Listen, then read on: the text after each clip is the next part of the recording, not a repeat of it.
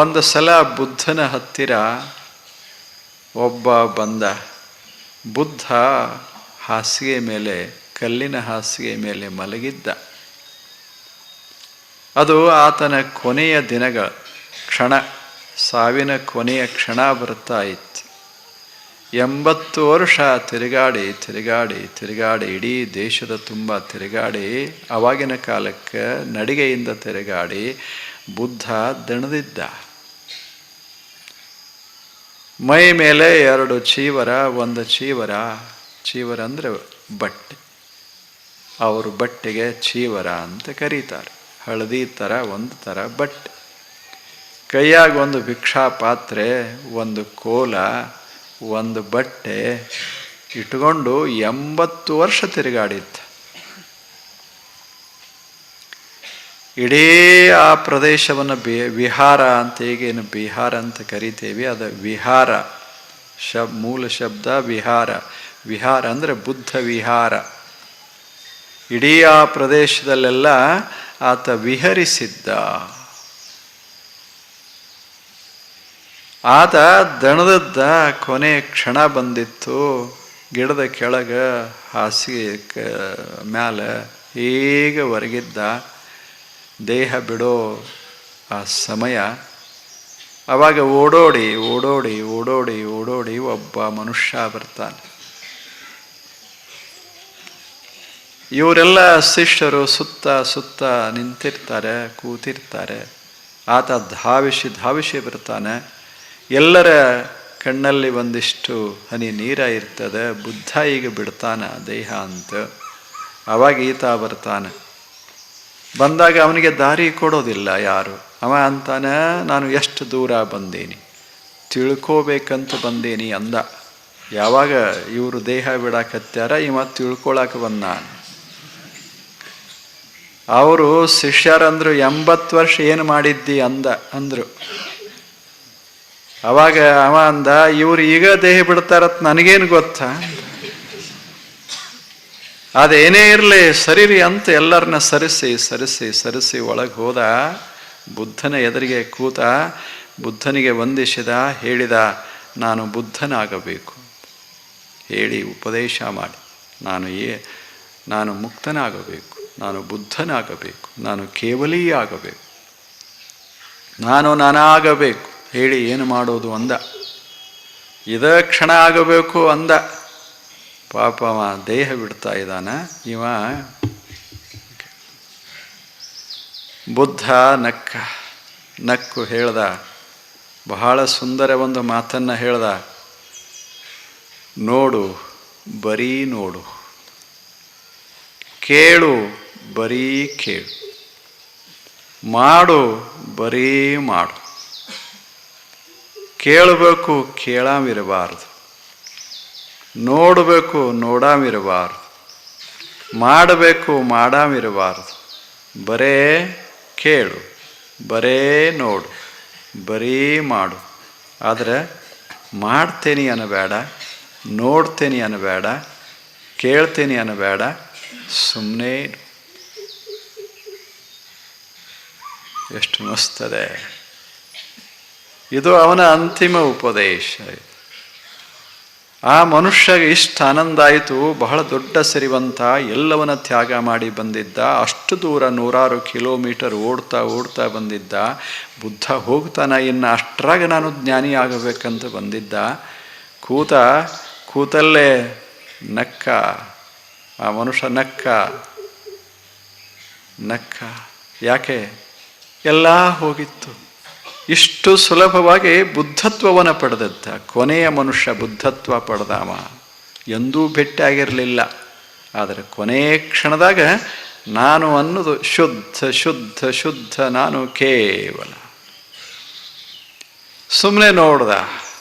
ಪುರುಷನಾಗಿ ನೋಡಲಿಲ್ಲ, ಸ್ತ್ರೀಯಾಗಿ ನೋಡಲಿಲ್ಲ, ಸಿರಿವಂತನಾಗಿ ನೋಡಲಿಲ್ಲ, ಬಡವನಾಗಿ ನೋಡಲಿಲ್ಲ, ಜ್ಞಾನಿಯಾಗಿ ನೋಡಲಿಲ್ಲ, ಅಜ್ಞಾನಿಯಾಗಿ ನೋಡಲಿಲ್ಲ. ಸುಮ್ಮನೆ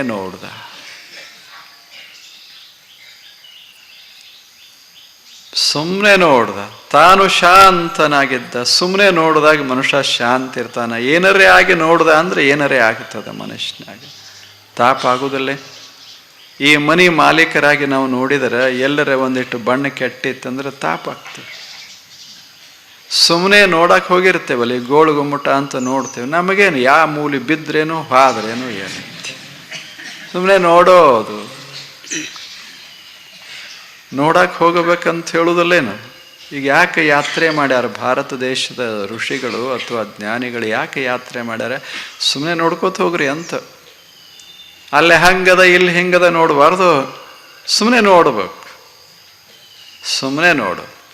ಯಾರು ಟೊಪ್ಪಿಗೆ ಹಾಕ್ಯಾರ, ಯಾರು ರುಮಾಲ್ ಸುತ್ಯಾರ, ಯಾರು ಹಂಗೆ ಅದಾರ, ಹಿಕ್ಕ್ಯಾರ ಹಿಕ್ಕಿಲ್ಲ ಏನೆಲ್ಲ, ಸುಮ್ಮನೆ ನೋಡು. ಏನೂ ಕಾಮೆಂಟ್ರಿ ಮಾಡಬೇಡ. ಅದ ಧ್ಯಾನ, ಅದು ಬುದ್ಧ ಧ್ಯಾನ. ಎಷ್ಟು ಮಸ್ತಿಲ್ಲ, ಎಷ್ಟು ಚೆನ್ನಾಗ್ಯದ. ಸುಮ್ಮನೆ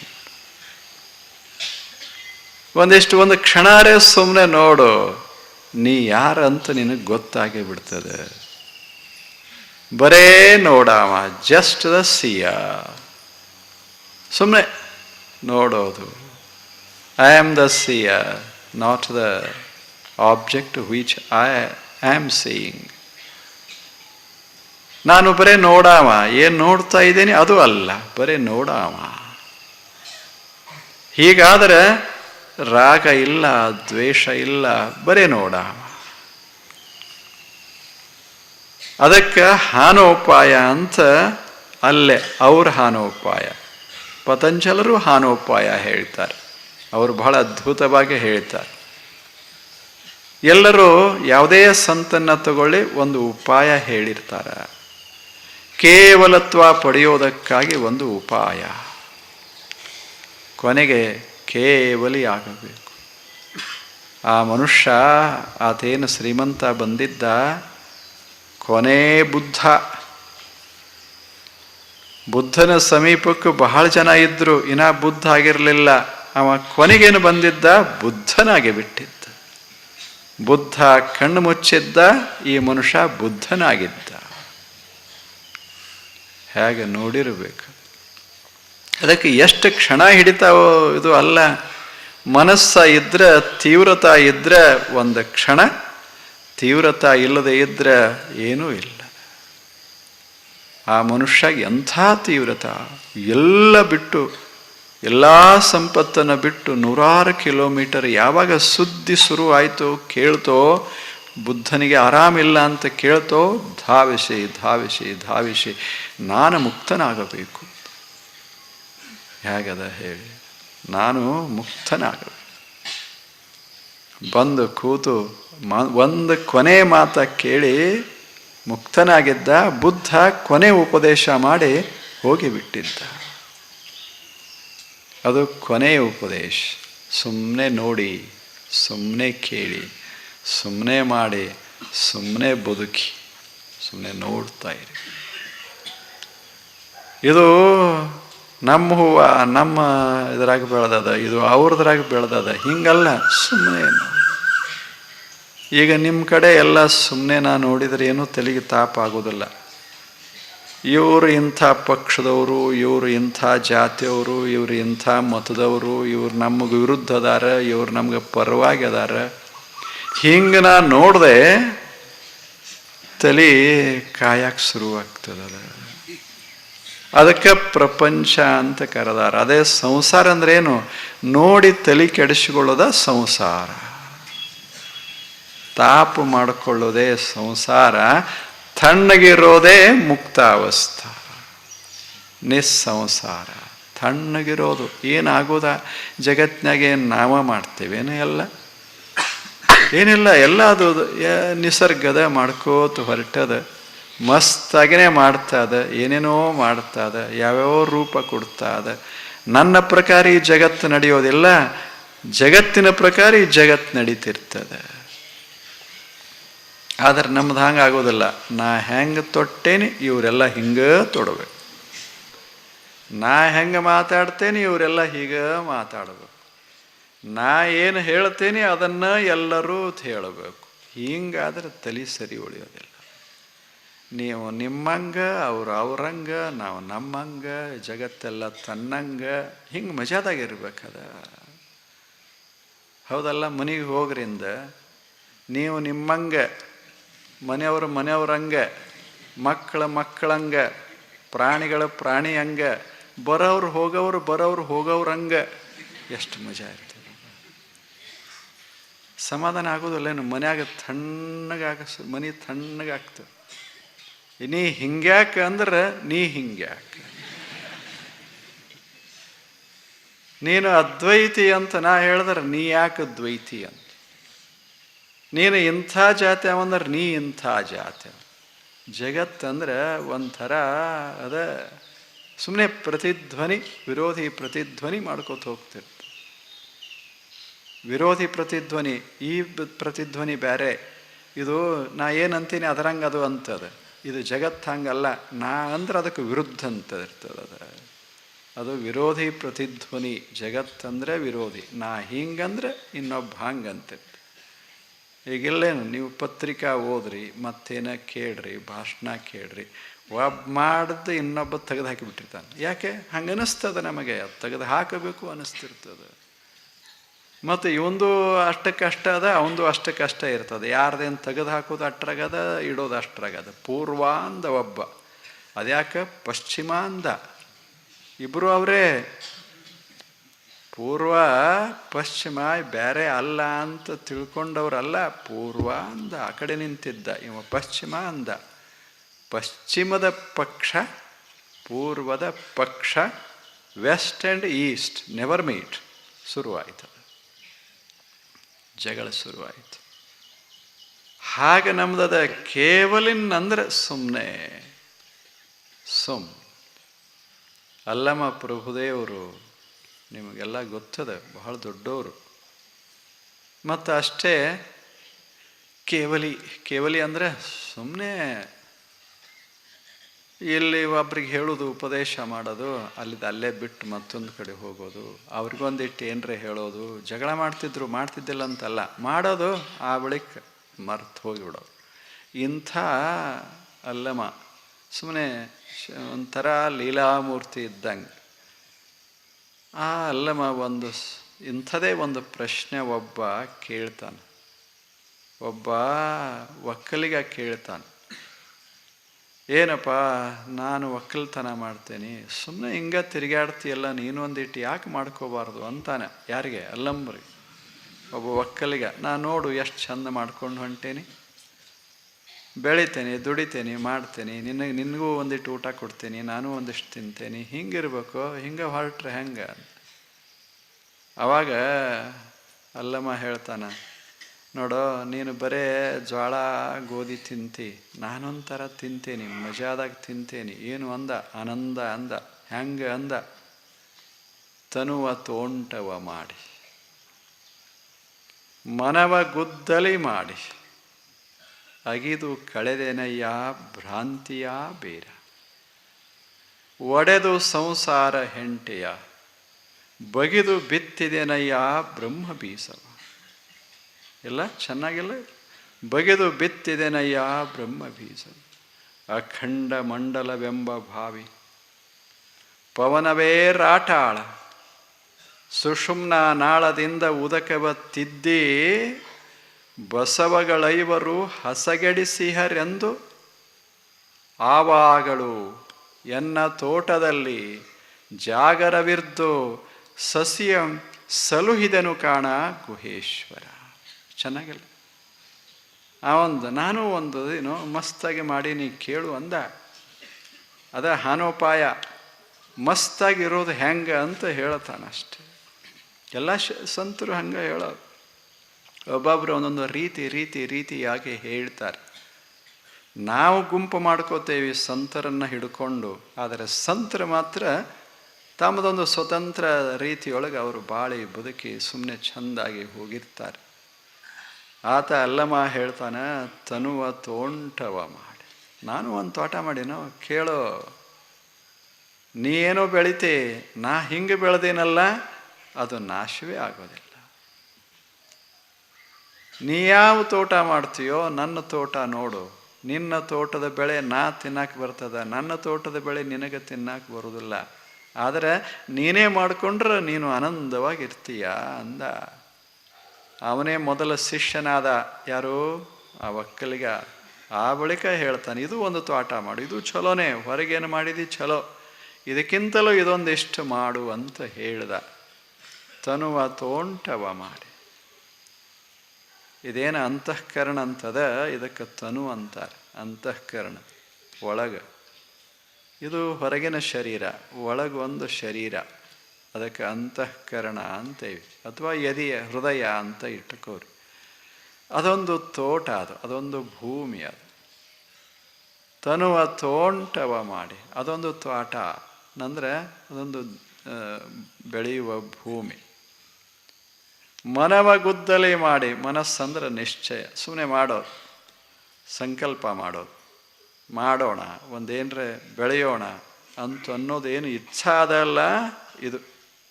ಇದಕ್ಕೆ ಗುದ್ದಲೆ ಏನಾರೇ ಬೆಳಿಬೇಕು ಈ ತೋಟದಾಗ ಅಂತ. ಹೀಗೆ ಬಿಡಬಾರ್ದು, ಇದನ್ನು ಚೆನ್ನಾಗಿ ಬೆಳಿಬೇಕು. ಯಾಕೆ ಮಣ್ಣು ಭಾಳ ಚಲೋ ಅದೆ, fertile. The soil is very fertile, can grow any fruit. ಅಲ್ಲೇ ಯಾವುದಾದ್ರೆ ಏನಾಯಿತು, ಮಸ್ತಾಗಿ ಬೆಳಿಬಲ್ಲೆವಿ, ನಮಗೆ ಬೇಕಾದ ಹಣ್ಣು ಬೆಳಿಬಲ್ಲೆವಿ. ಇಂಥ ತೋಟ, ಇದರಾಗ ಏನಾರೇ ಬೆಳಿಬೇಕು ಅಂತ ಹೊರಡು, ಚಲೋ ಬೆಳಿಬೇಕು, ಇದು ನಿಶ್ಚಯ, ಇದನ್ನೇ ಬೆಳಿಬೇಕು, ಒಳ್ಳೆದನ್ನ ಬೆಳಿಬೇಕು. ಈ ಅಂತಃಕರಣದ ಬೆಳೆ ಅದು ಆನಂದ ಬೆಳೆಯಾಗಿರಬೇಕು. ಹಾಗೆ ಬೆಳಿಬೇಕಂತೇನು ಒಂದು ನಿರ್ಧಾರ ಸಂಕಲ್ಪ ಮಾಡ್ತೇವಲ್ಲ, ಆ ಸಂಕಲ್ಪವೇ, ಆ ಇಚ್ಛೆಯೇ ಏನು? ಗುದ್ದಲಿ. ಅದ ಗುದ್ದಲಿ. ಏನರೇ ಮಾಡೋಣ ಅಂತ ಹೊರಡೋದು, ಮನಸ್ಸು ಸ್ವಚ್ಛ ಸುಂದರವಾಗಿ ಮಾಡೋದು, ಒಳಗೆ ದೊಡ್ಡ ತೋಟ ಮಾಡೋದು. ಹೊರಗಿನ ತೋಟ ಬೇರೆ, ಒಳಗೊಂದು ತೋಟ ಬೇರೆ.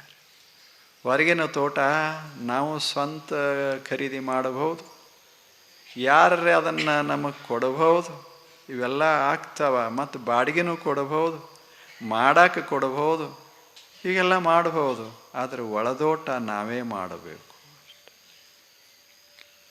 ನೀವಿಷ್ಟು ಮಾಡಿ ಕೊಡ್ರಪ್ಪ ಅಂತ ಆಂಧ್ರದವ್ರಿಗೆ ಆಗಲಿ, ತಮಿಳರಿಗೆ ಆಗಲಿ, ಮಹಾರಾಷ್ಟ್ರೀಯನ್ರಿಗೆ ಆಗಲಿ ಕೊಡ್ಲಿಕ್ಕೆ ಆಗೋದಿಲ್ಲ. ಕರ್ನಾಟಕದವರು ಸಹಾಯ ಮಾಡೋದಿಲ್ಲ, ಯಾರೂ ಮಾಡೋದಿಲ್ಲ. ನಮ್ಮ ತೋಟ ನಾವೇ, ಅಲ್ಲಿ ಯಾರನ್ನೂ ಬಾಡಿಗೆ ತಗೊಳ್ಳಂಗಿಲ್ಲ, ಕೂಲಿ ಹಚ್ಚಂಗಿಲ್ಲ, ಎಲ್ಲ ನಾವೇ ಮಾಡು. ಹೊರಗಿನ ತೋಟದಾಗ ಏನಾರೇ ಹಚ್ಚಿ ಮುಂಬೈದಾಗ ಇರ್ತಾನೆ, ಇಲ್ಲಿ ತ್ವಾಟ ಇರ್ತದೆ. ಇದು ಹಂಗಲ್ಲ, ನೀ ಇದ್ದಲ್ಲೇ ತ್ವಾಟ, ನೀ ಹಾದಿ ತ್ವಾಟ ಇಲ್ಲ ಅಷ್ಟೆ. ತನುವ ತೋಂಟವ ಮಾಡಿ, ಈ ಮನಸ್ಸನ್ನು ಅಥವಾ ಅಂತಃಕರಣ, ಈ ಹೃದಯದೊಳಗೆ ಒಂದು ಸುಂದರ ತೋಟ ಬೆಳೆಸೋಣ ಅಂತ ಮೊದಲ ನಿರ್ಧಾರ ಮಾಡೋ. ಆ ಮನೋನಿರ್ಧಾರ ಇಚ್ಛೆ ಅದಲ್ಲ, ಆ ಇಚ್ಛೆಯೇ ಗುದ್ದಲಿ. ಅದು ಗುದ್ದಲಿ. ಒಂದು ಗುದ್ದಲಿ ಸಾಕು, ಇಡೀ ಹೊಲ ಸ್ವಚ್ಛ ಮಾಡಿ ಬಿಡಬಹುದು. ತನುವ ತೋಂಟವ ಮಾಡಿ, ಮನವ ಗುದ್ದಲಿ ಮಾಡಿ, ಅಗಿದು ಕಳೆದೆನಯ್ಯ ಭ್ರಾಂತಿಯ ಬೇರ. ಏನು ಬೆಳೆದದ ನಮ್ಮ ಮನಸ್ಸಿನಾಗ, ನಮ್ಮ ಹೃದಯದಾಗ ಏನು ಬೆಳೆದದ? ಭ್ರಾಂತಿ ಬೆಳೆದದ. ಭ್ರಾಂತಿ ಬೇರು ಬೇರು ಬೇರು ಬಿಟ್ಟದ ಒಳಗೆಲ್ಲ. ಭ್ರಾಂತಿ ಅಂದರೆ ಗೊತ್ತದ ನಿಮಗೆಲ್ಲ. ಭ್ರಾಂತಿ, ಭ್ರಮೆ ಅಂತೇನು ಕರೀತೇವೆ, ಅವೆಲ್ಲ ಜಾತಿಯ ಭ್ರಾಂತಿ, ಜಾತಿಯ ಭ್ರಮೆ, ಅಧಿಕಾರದ ನಾನು ಅಧಿಕಾರಿ ಅಂತೇವಲ್ಲ, ಇವೆಲ್ಲ ಭ್ರಮೆಗಳು. ಹುಡುಕಾಡಕ್ಕೆ ಹೋದ್ರೆ ಅದು ಇರುವುದಿಲ್ಲ, ಆದರೆ ಸುಮ್ಮನೆ ಇದ್ರೆ ಅದು ಇರ್ತದೆ. ಅದಕ್ಕೆ ಭ್ರಮ ಅಂತ ಕರೀತಾರೆ. ಈ ಹುಡುಗರಿಗೆ ಹೇಳೋದಿಲ್ಲೇನು, ಅಲ್ಲಿ ಹೋಗಬೇಡ, ಗಿಡದಾಗ ಅದ, ಗಿಡದಾಗ ದೆವ್ವದ ಅಲ್ಲಿ. ಆ ಹುಡುಗ ಮನೆ ಹೊರಗೆ ಕಾಲಿಡಕ್ಕೆ ಸಾಧ್ಯ ಇಲ್ಲ ರಾತ್ರಿ, ಯಾಕೆ? ದೆವ್ವದ ಅಂತ ಹೇಳಿ. ಇಲ್ಲ, ಹುಡುಕಾಡಕ್ಕೆ ಹೋದ ಅಂದ್ರೆ ಅದು ಇರೋದಿಲ್ಲ, ಸುಮ್ಮನೆ ಇದ್ದ ಅಂದ್ರೆ ಅದಕ್ಕೆ ಭ್ರಾಂತಿ ಅಂತ. ಏನಿದು ಜಾತಿ ಅಂತ ಹುಡುಕಾಡಕ್ಕೆ ಹೋದ್ರೆ ಅದು ಇಲ್ಲ, ಸುಮ್ಮನೆ ಇದ್ರೆ ಮೈ ಮೇಲೆ ಬರ್ತದೆ. ಹೌದಲ್ಲ ಹೇಳಿ? ಇದಕ್ಕೆ ಭ್ರಮ ಅಂತಾರೆ. ಎಲ್ಲ ಹೀಗೆ ಭ್ರಮ, ಬಹಳಷ್ಟು ಭ್ರಮೆಗಳು, ಬಹಳ ಭ್ರಮೆಗಳು. ಅವರು 8 ಅಂತ ಹೇಳ್ತಾರೆ, 8,000, 8 ಲಕ್ಷ, ಪ್ರತಿಯೊಬ್ಬ ಮನುಷ್ಯಾಗ ಒಂದೊಂದು ಥರ ಭ್ರಮ. ನಾನು ಕುರ್ಚಿದ್ರೆ ಆರಾಮಿರ್ತೇನಪ್ಪ, ಇಲ್ಲಿಕಂದ್ರೆ ಆಗೋದು. ಅದು ಇದ್ದರೆ ಬದುಕೋದು, ಇಲ್ಲಿಕಂದ್ರೆ ಎದಕ್ಕೆ ಬದುಕಬೇಕು? ಜೀವನದಾಗ ಚೇರ್ಮನ್ ಆಗ್ಲಾರ್ದೆ ಏನದ? ಜೀವನದಾಗ ಒಮ್ಮೆ ಆಗಿಬಿಡೋದಪ್ಪ. ಹೋಗಲಿ, ಮನೆ ಹೋಗಲಿ, ಹೊಲ ಹೋಗಲಿ, ಎಲ್ಲ ಹೋಗಲಿ, ಒಮ್ಮೆ ನಿಲ್ಲೋದದ, ಖರ್ಚು ಮಾಡೋದದ, ಮುಗಿಸೇ ಬಿಡೋದು. ಒಮ್ಮೆ ಆದರೆ ಸಾಕು, ಜೀವನ ಸಾರ್ಥಕ ಆಯ್ತು. ಇವೊಂದು ಭ್ರಮ, ಹೌದಲ್ಲ? ಮತ್ತು ಚೇರ್ಮನ್ ಅಂದರೆ ಎದರದ್ದೆಲ್ಲ ಒಂದು ಸಣ್ಣ ಸಂಘ ಅಷ್ಟೇ. ಅಷ್ಟಕ್ಕೆ ಇಷ್ಟು ಹೋರಾಟ ಮಾಡ್ತಿರ್ತಾನೆ. ಇಡೀ ಜೀವನ ಇರೋದೇ ಟು ಬಿಕಮ್ ಎ ಚೇರ್ಮನ್. ಅದಲ್ಲ, ಎಷ್ಟು ಮಜಾ ಅದ.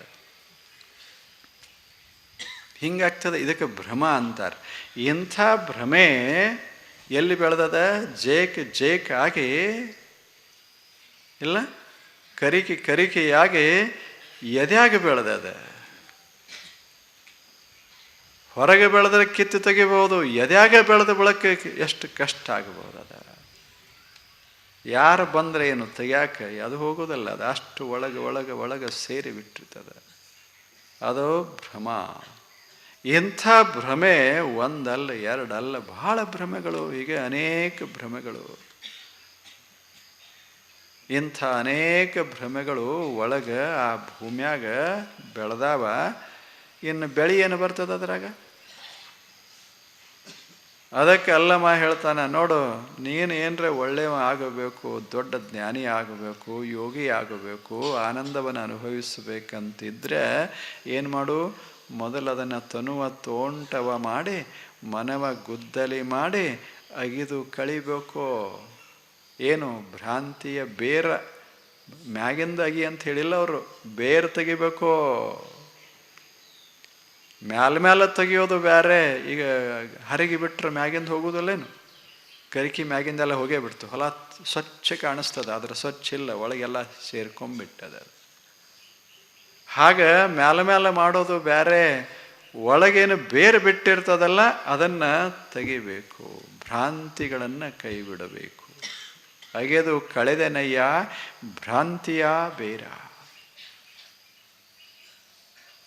ಆ ಬಳಿಕ ಅದು ನಟ್ಟು ಕಡ್ದ ಬಳಕ ಏನಂತೀರ ಅದಕ್ಕೆ? ನಟ್ಟು ಕಡಿಯೋದಲ್ಲ, ನಟ್ಟು ಕಡ್ದ ಬಳಕ ದೊಡ್ಡ ಹೆಂಟಿಗಳು ಬಂದಿರ್ತಾವೆ. ಇದೆಲ್ಲ ಒಳಗೆ ಅದು ಏನರ ಬೇರೆ ಎಲ್ಲ ಅದನ್ನು ಹಡ್ಡಿ ತೆಗೆದು ಒಗೆದ ಬಳಕ ದೊಡ್ಡ ಹೆಂಟಿ ಬಂದಿರ್ತಾವೆ. ಅಲ್ಲಿ ಹೆಂಗೆ ಬೆಳಕ್ಕೆ ಬರ್ತದೆ? ಅದಕ್ಕೆ ಅಲ್ಲಮ ಹೇಳ್ದ, ಒಡೆದು ಸಂಸಾರ ಹೆಂಟೆಯ. ಆ ಬಳಿಕ ಹೆಂಟಿ ಒಡೆದ ಅಂದರೆ ಸಂಸಾರದ ಹೆಂಟಿಗಳಿವು. ನಾ ಮಾಡಿದೆ, ನಾ ಕಿತ್ತು ತೆಗದೆ ಅಂದ, ಅದ ಸಂಸಾರದ ಹೆಂಟಿ. ನಾ ಹಾಗೆ ಮಾಡಿದೆ ಅಂದ, ಅದು ಸಂಸಾರದ ಹೆಂಟಿ. ಇದು ಆ ಬಳಿಕ ಶುರುವಾಗ್ತದೆ ಹೆಂಟಿದು.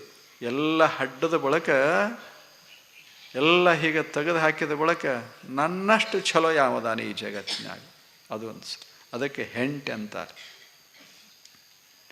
ಅಲ್ಲಮಾಪ್ರಭು ಹೇಳ್ತಾರೆ, ಒಡೆದು ಸಂಸಾರ ಹೆಂಟೆಯ.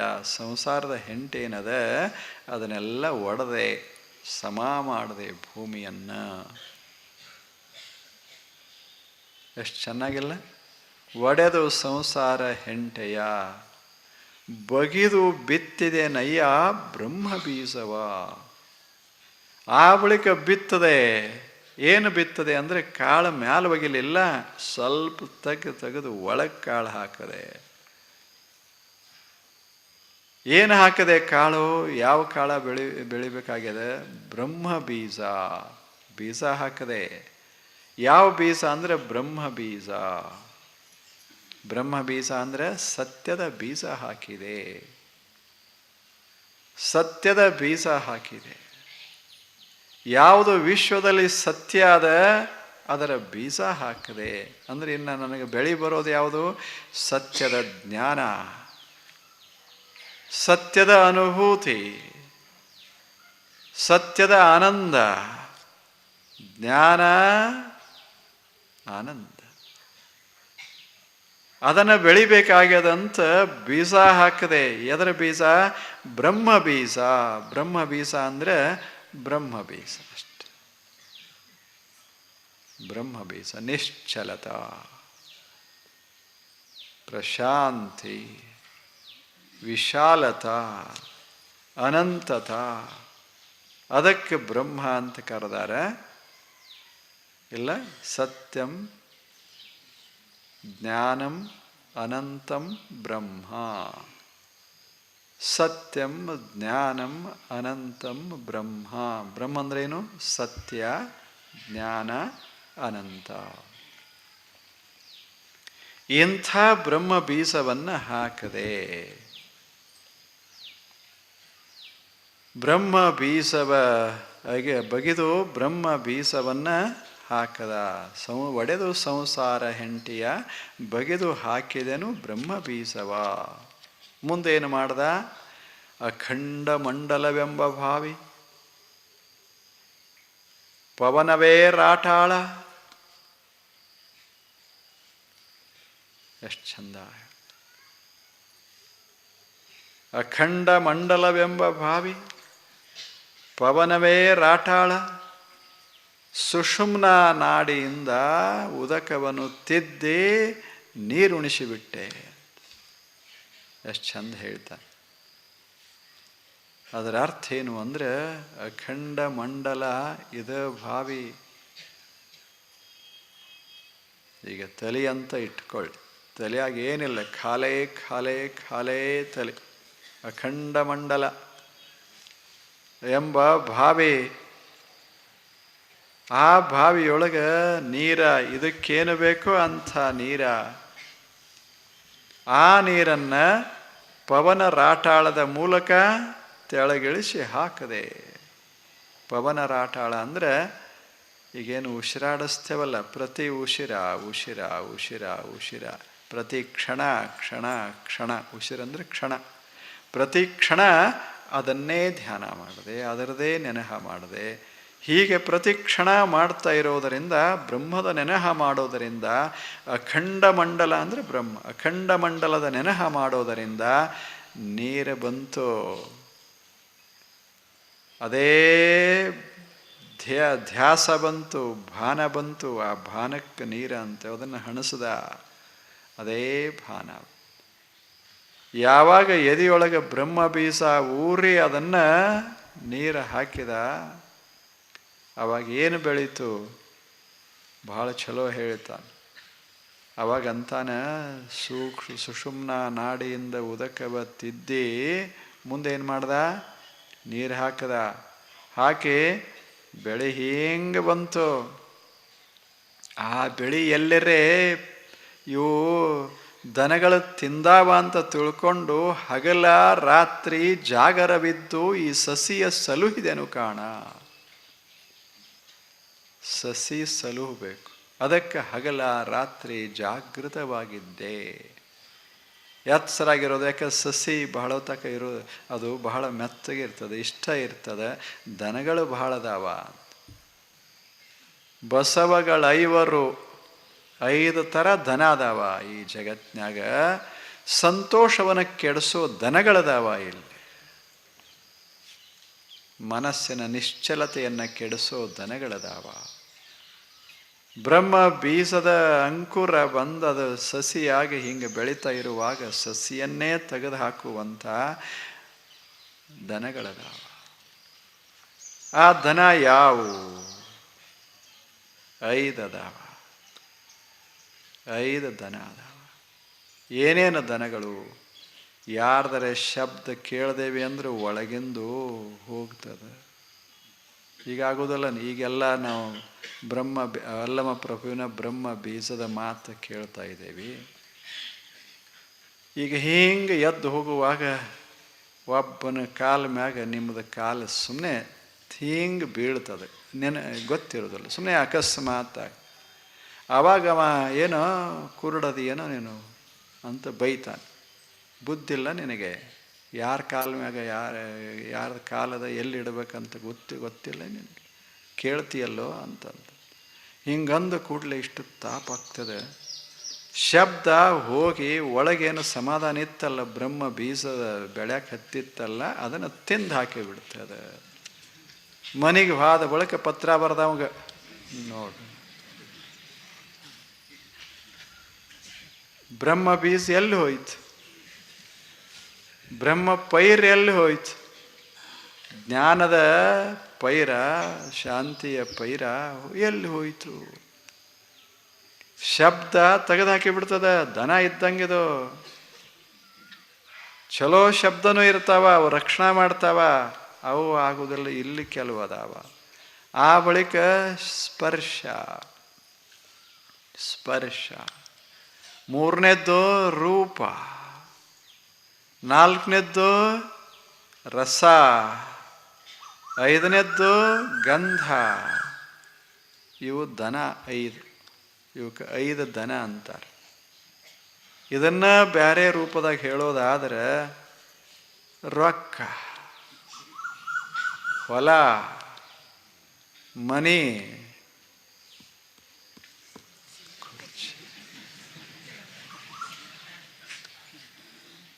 ಅಧಿಕಾರ ಇಲ್ಲ, ಇವೆಲ್ಲ ಈ ದನಗಳು. ಇವು 5 ಅಲ್ಲ, ಬೇಕಾದಷ್ಟು ಅಷ್ಟು ದನಗಳು. ಇವು ಯಾವಾಗ ಒಳಗೆ ಹೊಕ್ಕುವೋ ಅಲ್ಯಾಕೆ ಪೈರ ಉಳಿತದ? ಪೈರನೇ ಉಳಿಯದೆ, ಎಲ್ಲ ಹೋಗಿ ಮಜಾ ಇಲ್ಲ. ಅಲ್ಲ ಮಹಾಪ್ರಭು ಎಷ್ಟು ಮಸ್ತಾಗಿ ಹೇಳ್ತಾನೆ. ತನುವ ತೋಂಟವ ಮಾಡಿ, ಮನವ ಗುದ್ದಲಿ ಮಾಡಿ, ಅಗೆದು ಕಳೆದೆನಯ್ಯ ಭ್ರಾಂತಿಯ ಬೀರ, ಒಡೆದು ಸಂಸಾರ ಹೆಂಟೆಯ, ಬಗೆದು ಬಿತ್ತಿದೆನಯ್ಯ ಬ್ರಹ್ಮ ಬೀಸವ, ಅಖಂಡ ಮಂಡಲವೆಂಬ ಭಾವಿ, ಪವನವೇ ರಾಟಾಳ. ತಿರುಗೋದು. ಇದು ಇರ್ತಾವಲ್ಲ ಜಲಚಕ್ರ, ಜಲಯಂತ್ರ ಚಕ್ರ ಅಂತೇವಲ್ಲ, ಇವು ಬಟ್ಟಲುಗಳಿರ್ತಾವ, ಕೆಳಗೆ ಹೋಗ್ತಾವ, ಖಾಲಿಯಾಗಿ ತುಂಬ್ಕೋತಾವ, ಮ್ಯಾಲೆ ಬರ್ತಾವ, ಹೊರಗೆ ನೀರು ಹಾಕ್ತಾವ. ಜಲಯಂತ್ರದು ತುಂಬ್ಕೊಂಡು ಹಿಂಗೆ ಮ್ಯಾಗ ಬರ್ತಾವ. ಹಾಗೆ ಕ್ಷಣ ಕ್ಷಣ ಕ್ಷಣ ಕ್ಷಣ ಬ್ರಹ್ಮದ ಭಾನ ತುಂಬಕ್ಕೆ ಶುರುವಾಯಿತು ಅಂದರೆ ನೀರ ಹೃದಯಕ್ಕೆ ಇಳಿತದೆ, ಅಲ್ಲಿ ಬ್ರಹ್ಮ ಬೀಜ ಬೆಳೀತದೆ. ಪವನವೇ ರಾಟಾಳ. ಕ್ಷಣ ಕ್ಷಣದ ಪ್ರವಾಹ, ಅದಕ್ಕೆ ಪವನ ಅಂತೇವಿ. ಉಸಿರಾಟ, ಕ್ಷಣ ಕ್ಷಣದ ಪ್ರವಾಹ. ಪವನವೇ ರಾಟಾಳ. ಸುಷುಮ್ನ ನಾಡಿ ಅಂದರೆ ಏಕಾಗ್ರತ. ಏಕಾಗ್ರತೆಯಿಂದ ಆ ಕಡೆ ಲಕ್ಷ್ಯ ಕೊಟ್ಟು ಹೀಗೆ ಮಾಡಿದರೆ ಪವನವೇ ರಾಟಾಳ. ಸುಷುಮ್ನ ನಾಳದಿಂದ ಅಖಂಡ ಮಂಡಲವೆಂಬ ಭಾವಿ ಪವನ ರಾಟಾಳ. ಆ ಬಳಿಕ ಸುಷುಮ್ನ ಮಾರ್ಗದಿಂದ ಉದಕವ ಅಂತೇನದಲ್ಲ, ಉದಕಂದ್ರೆ ಲಕ್ಷ್ಯ, ಅದನ್ನು ತಂದು ಇಲ್ಲಿ ಹಾಕೋದು. ತಿದ್ದಿ ಬಸವಗಳೈವರು ಹಸಗೆಡಿಸಿಹರೆಂದು. ಮತ್ತು ಅವಕ್ಕೆ ಬೈಬಾರದು. ಯಾವ ನಾಶ ಮಾಡ್ತಾವ ಅದಕ್ಕೆ ಬೈಬಾರದು. ಯಾಕೆ? ಅವು ದನಗಳು. ದನಕ್ಕೆ ಬೈತಾರೆ. ದನ ತಿನ್ನೋವೆ, ಅವಕ್ಕೇನು ಗೊತ್ತದ ಏನು ತಿನ್ನಬೇಕು ಏನು ತಿನ್ನಬಾರ್ದು ಅಂತ ಪಕ್ಕಾ ಗೊತ್ತಿಲ್ಲ. ಇವ್ರದ ತಿನ್ನಬೇಕು ಇವ್ರದ ತಿನ್ನಬಾರ್ದಂತೂ ಗೊತ್ತಿರೋದಿಲ್ಲ. ಹೌದಲ್ಲ? ಯಾಕೆ? ದನ. ನಾವೇನು ಮಾಡಬೇಕು ಅಂದರೆ ದನ ಬೈಯಕ್ಕೆ ಹೋಗಬಾರ್ದು, ದನ ಬಡಿಯಕ್ಕೆ ಹೋಗಬಾರ್ದು, ಅದನ್ನು ಹೊರಗಿಡಬೇಕಷ್ಟೇ, ಒಳಗೆ ಬಿಡಬಾರ್ದು ಅಷ್ಟೆ.